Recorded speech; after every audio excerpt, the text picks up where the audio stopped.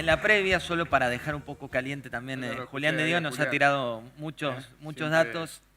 Siempre generando debate y la verdad que es muy valioso los aportes que hace Julián en ese sentido y han ayudado a que se aborden temas que son relevantes en los procesos productivos, en la forma en la que se discuten los derechos, que es parte de la tarea que nos toca, ¿no? Ministro, cuando hablamos de lo que ocurrió ayer con los metrodelegados, ¿cuál es el análisis que se hace a nivel nacional?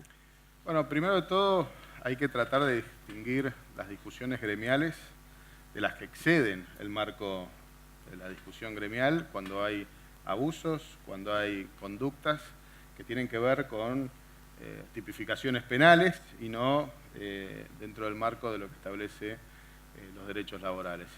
Y vimos que algunas de esas conductas se han ido exacerbando y me parece que es oportuno que se tomen las decisiones que se tengan que tomar resguardando los derechos de los trabajadores, pero entendiendo que no puede haber abusos en las conductas gremiales.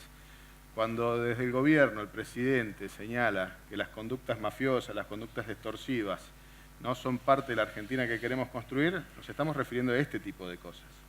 ¿Por qué? Porque defender a los trabajadores en nada significa que se tenga que tomar conductas en contra de otros trabajadores, como pasó ayer. Muchos le estaban impidiendo a otros trabajar, propios empleados de Metrovías, y me parece que eso es parte de la tarea que tenemos que analizar.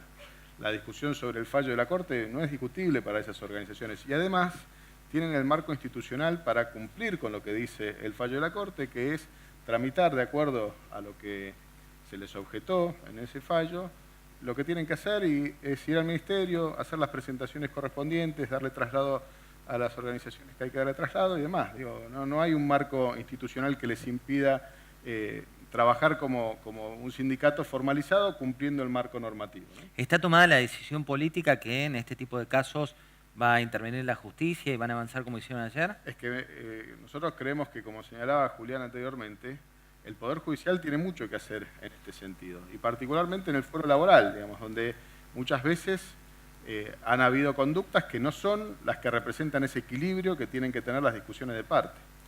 Construir un marco institucional que favorezca el consenso, que favorezca el desarrollo y que favorezca la posibilidad de mejorar la producción es un objetivo que tenemos que tener como sociedad. Hoy ese marco institucional todavía tiene ciertas formas vinculadas a que el conflicto esté por encima del consenso, que la búsqueda de tensiones sea parte del marco institucional en lugar de generar espacios donde se pueda negociar y acordar.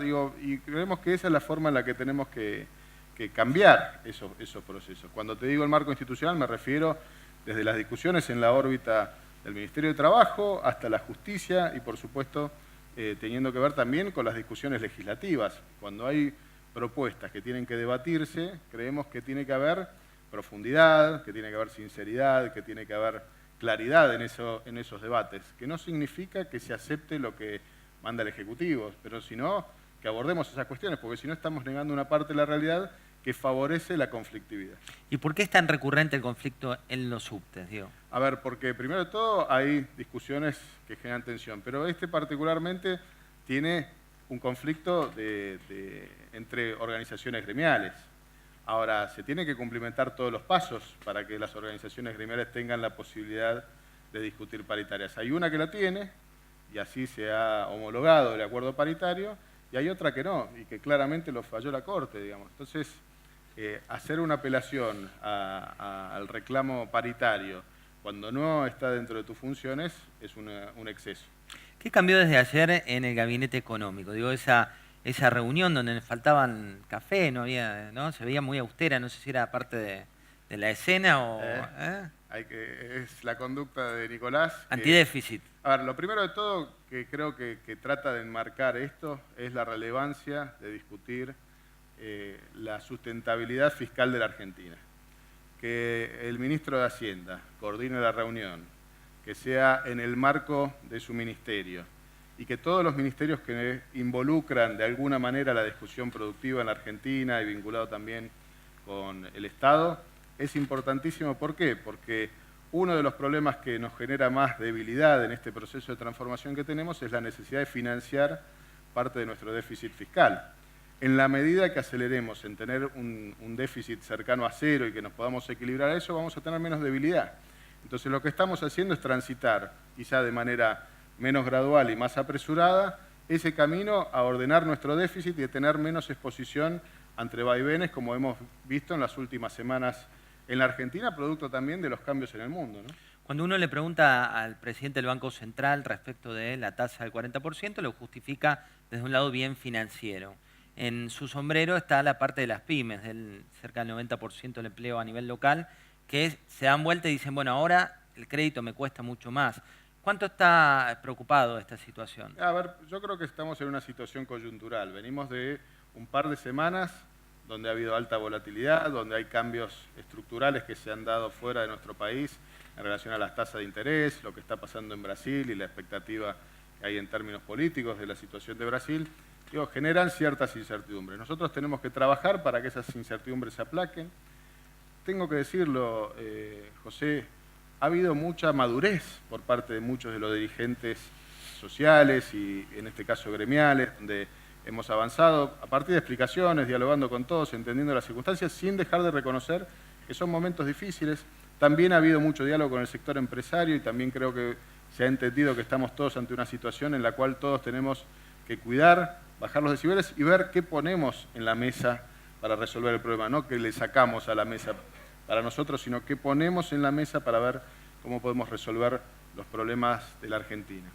Y en eso lo que creo es que más allá de esta coyuntura vamos a seguir en un proceso donde la priorización del cuidado del gasto, pero también el crecimiento sean dos de los objetivos centrales que tiene el gobierno. Cuando vamos a las paritarias de este año con ese 15% de referencia y lo metemos en la coyuntura reciente de un dólar que ganó terreno frente al peso, cambió en parte el escenario. ¿Esto les va a implicar reabrir más rápido las paritarias? No, lo primero que tenemos que señalar es que en el diseño de las negociaciones paritarias, la mayoría de los dirigentes gremiales como dirigentes empresarios acompañaron el proceso de la estimación de inflación que se produjo allá por fines de diciembre. Y tenemos que recordar dos cuestiones. Una, que cuando hacemos un análisis sobre las negociaciones paritarias, tenemos que mirar el periodo paritario. Es decir, cuando uno firma una paritaria, el sector empleador, el sector trabajador y la homologación del ministerio, tenemos que mirar cuál es el periodo. Porque no es lo mismo arrancar en enero y terminar en diciembre que arrancar en abril y terminar en marzo. Digamos, pararse sobre un 15% en abril contra marzo es muy distinto que hacerlo sobre enero contra diciembre. ¿Y por qué nos lo planteamos de esta manera? Porque como el año pasado la mayoría de las paritarias incluían una cláusula que la llamábamos cláusula gatillo, digamos que se automatizaba el pago de acuerdo a la inflación, hacia atrás no había reclamo. Entonces la estimación hacia adelante de la inflación era algo que estaba bastante convalidado, tanto en el sector empresario como en el sector trabajador. Pero entendiendo que eso no brindaba toda la tranquilidad, porque ese 15% podría tener vaivenes como hemos tenido en este tiempo, se le incluyó a la mayoría de ellos una cláusula de revisión. Esa cláusula de revisión brinda tranquilidad. Brinda tranquilidad para el sector empresario, pero también brinda tranquilidad para el sector trabajador, porque nuestro programa de gobierno cuida el poder adquisitivo del salario. ¿Y por qué para el empresario le brinda tranquilidad si se reabre? Porque también durante un proceso donde la inflación puede ser superior a la que se firmó en la paritaria, puede tener niveles de tensión o de conflictividad que no le da espacio de negociación. Cuando ya está definida el proceso de negociación, eso le permite generar esa previsibilidad. Y por supuesto que también, porque era parte de lo que nosotros dialogábamos con todas las partes, que cada sector pueda negociar de acuerdo a cómo le está yendo, digamos, o sea, porque no es lo mismo para uno que le está yendo bien y que puede ofrecer algo por encima de la inflación, que para otro que no le está yendo tan bien y que no puede llegar al mismo número que la inflación. Y eso es una variable de negociación entre el sector empresario y el sector trabajador. Ahí es donde está la habilidad de los dirigentes, de un lado y del otro, para encontrar esos equilibrios. Hace un rato hablábamos con Julián del tema de la litigiosidad y de los juzgados laborales, inclusive Paula Urien en La Nación hizo una cobertura muy, muy profunda del tema con juzgados que están totalmente desbordados. ¿Por qué es tan difícil una reforma en ese sentido? Bueno, primero de todo, nosotros empezamos a cubrir vacantes. Durante mucho tiempo se habían dejado muchas vacantes. Ahora esas vacantes no se dejaban, porque si, José, digo, ahí déjame hacer un análisis como dirigente político. Por ahí lo que hacían esos juzgados vacantes era darle más oportunidades a algunos jueces de tratar algunos casos. Ahora, cumplir con cubrir esas vacantes es parte de la tarea que tiene el Ministerio de Justicia y que lo está haciendo no solo en la primera instancia, sino también en Cámara. Avanzar en eso con criterio, con razonabilidad, eligiendo perfiles que incluyan una mirada equilibrada sobre los procesos productivos, el cuidado de los derechos de los trabajadores y demás es importante. Y yo creo que eso empieza a cambiar. Pero también, escuché sobre el final lo que decía Julián, la Corte se ha expedido sobre algunas situaciones que yo creo que ordenan parte de la discusión en el fuero, ¿no? A esto se le suma la sanción de la Ley de Riesgo de Trabajo de hace 1 año y medio atrás, donde esa sanción cambió parte de la conflictividad. Ya hay adheridas a la Ley de Riesgo de Trabajo 14 provincias, las principales provincias están adheridas, de las provincias grandes falta Santa Fe, pero esperemos que den ese debate también, porque es importante y porque también empieza a perder competitividad Santa Fe en relación al resto de las provincias. Piense que la provincia de Córdoba bajó 85% la cantidad de litigios por accidente de trabajo, la ciudad de Buenos Aires bajó 65% la cantidad de litigios por accidente de trabajo, y esa pérdida de competitividad en relación a esas provincias puede generarle un perjuicio a Santa Fe si no adhiere a esa ley, ¿no? Digo, me parece que son cosas que resuelven esto. Y déjame agregar algo más, porque cuando hablamos de litigiosidad, también tenemos que ponerlo en valores, ¿no?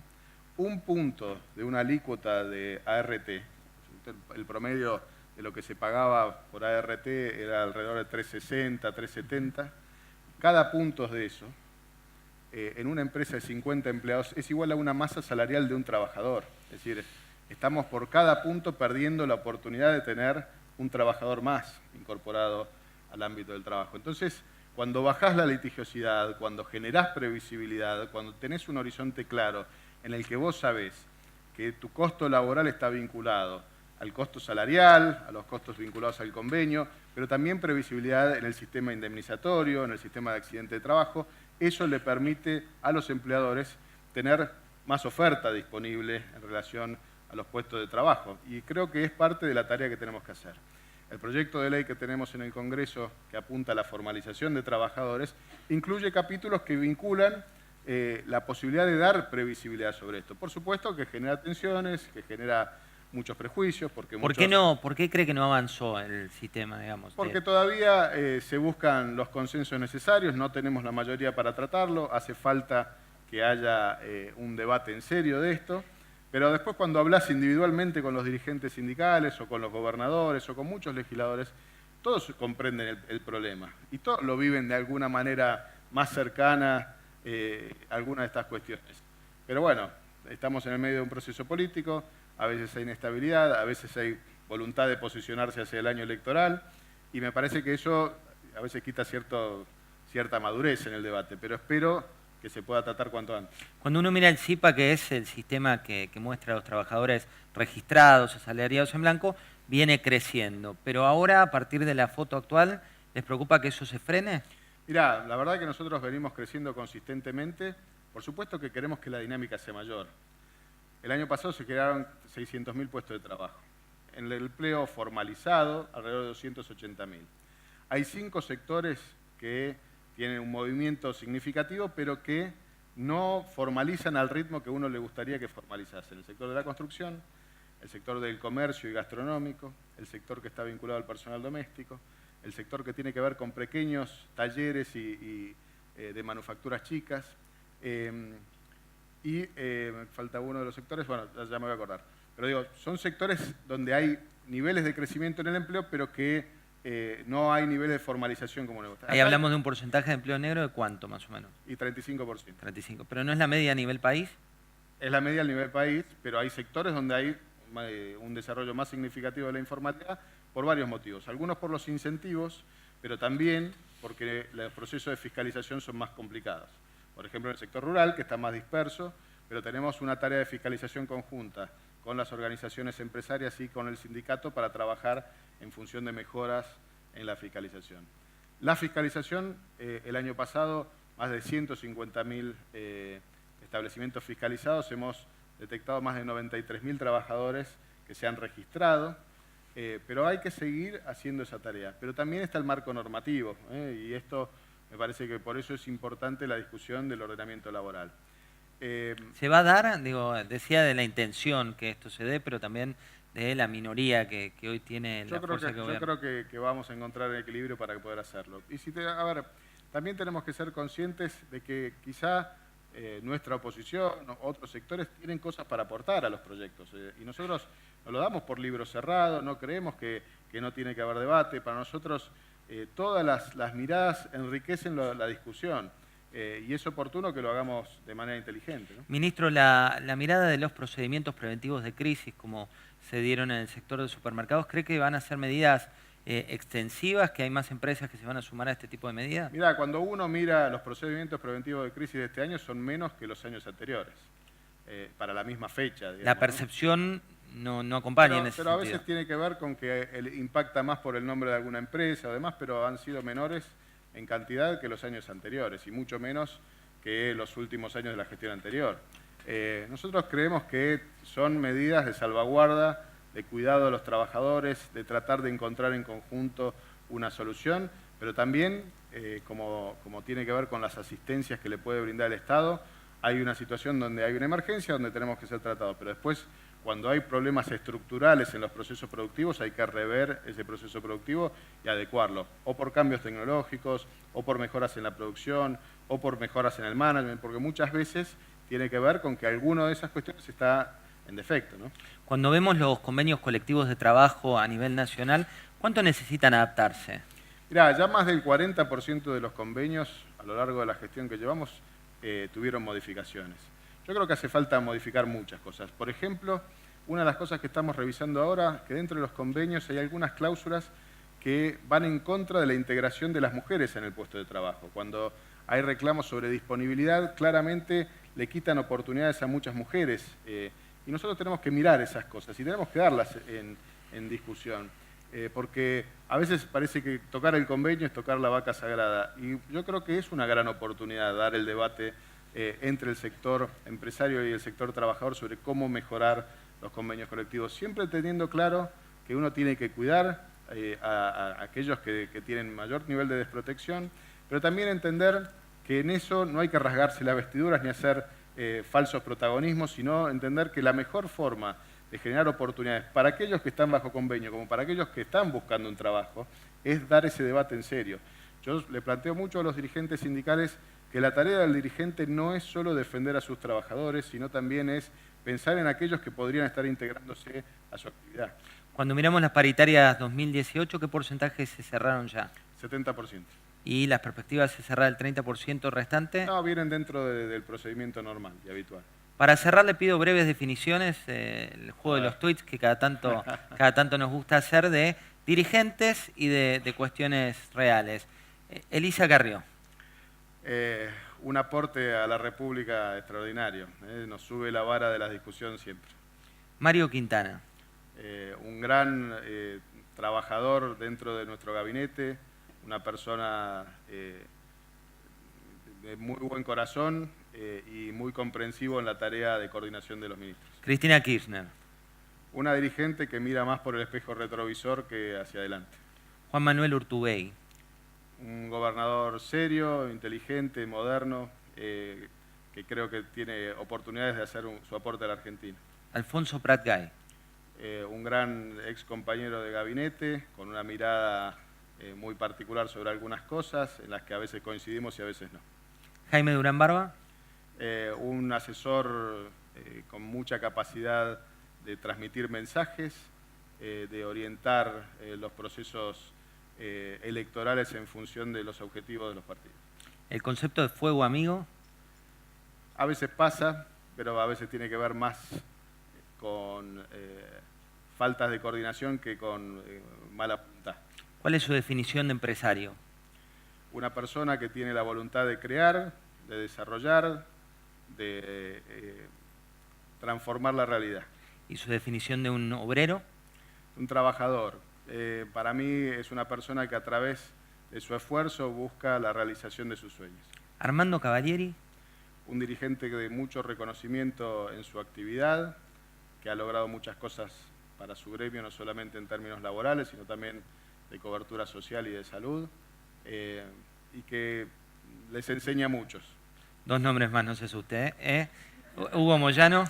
Hugo Moyano, un dirigente querido por los afiliados a su gremio, pero muy conflictivo con el resto y quizá más preocupado por cuestiones personales que por las cuestiones generales. Y cuando hablamos, usted es economista, las LEVACs. Las LEVACs son un instrumento que utiliza el Banco Central para ir ordenando el sistema monetario. La última, ¿qué es lo que más le gusta y lo que menos de su puesto? Lo que más me gusta es... a ver, vamos a empezar con... Ya se olvidó, ministro, no puede ser. ¿Cómo? Vamos a empezar por lo que menos me gusta. Por lo que menos me gusta es que me quita tiempos para hacer otras cosas que a mí me gustan hacer, compartir con amigos, compartir con mi familia, poder viajar, poder estar también teniendo otras experiencias. Pero lo positivo es que uno ve situaciones, ve personas interesantes, ve tensiones y dificultades y uno puede ayudar a resolverlas y creo que ese es un aporte a una Argentina mejor.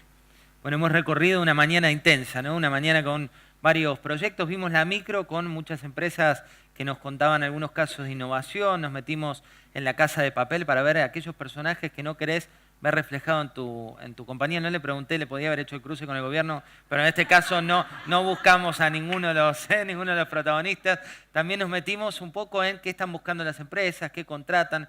Julián de Diego nos llevó al marco laboral y cerramos con el ministro que respondió a todos. Yo siempre destaco este evento, el evento de recursos humanos, en otra época no hubiera tenido protagonistas del gobierno y siempre está bueno tener la posibilidad de preguntar y sobre todo de encontrar respuestas, así que lo valoramos mucho. Muchas gracias, ministro. Por favor, José. Gracias. Mirá, título.